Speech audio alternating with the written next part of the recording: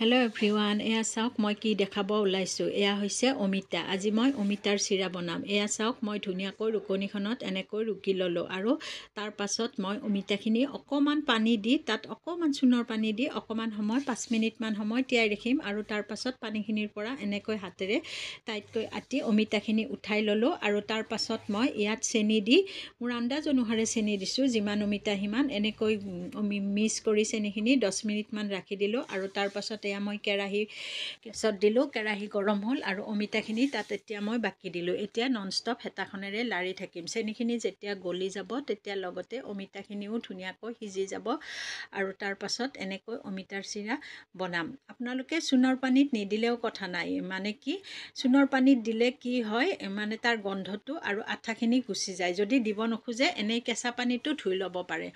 এয়া মই এতিয়া ধুনীয়াকৈ কেৰাহীটোত এইখিনি লাৰি আছোঁ। এনেকৈ লাৰি থাকোঁতে যেতিয়া কেৰাহীটোৰ কাষবিলাকত চেনিবিলাক শুকাই যাব তেতিয়া আপোনালোকে গেছটো অফ কৰি দিব।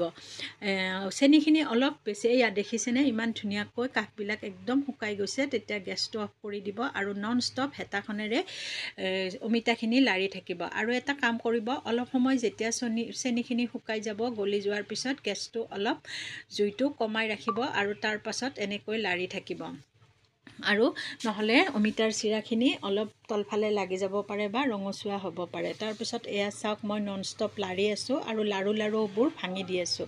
এনেকৈ যেতিয়া মই ভাঙি দিম গোটেইখিনি ধুনীয়াকৈ এডাল এডাল হৈ যাব আৰু অমিতাৰ চিৰা হৈ যাব। বহুতেই হয়তো নাৰিকলৰ চিৰা বনাব জানে কিন্তু অমিতাৰ নাজানে, কিন্তু অমিতাৰো এনেকৈ বনাই 2-3 দিনলৈ ৰাখি থ'ব পাৰি। খায়ো ভাল লাগে, দেখিবলৈও ধুনীয়া হয়। এয়া চাওক মই বনালোঁ, কি ধুনীয়া হৈছে, একদম এডাল এডাল হৈ গৈছে আটাইখিনি। এনেকৈ মই বনাওঁ মাজে মাজে আৰু খাওঁ, ভাল লাগে। গতিকে আপোনালোককো ভিডিঅ'টো দেখাই দিলোঁ। আপোনালোকেও এবাৰ বনাই খাই চাবচোন, সঁচাকৈ ভাল লাগে। আৰু যদিহে ভিডিঅ'টো ভাল লাগে তেনেহ'লে লাইক কৰিব আৰু আগলৈ এনেকুৱা ধৰণৰ ভিডিঅ' পাবৰ বাবে পেজটো ফ'ল' কৰিব। এয়া চাওক মই বনালোঁ আৰু এনেকৈ নমাই দিলোঁ। ভিডিঅ'টো আজিলৈ ইমানে।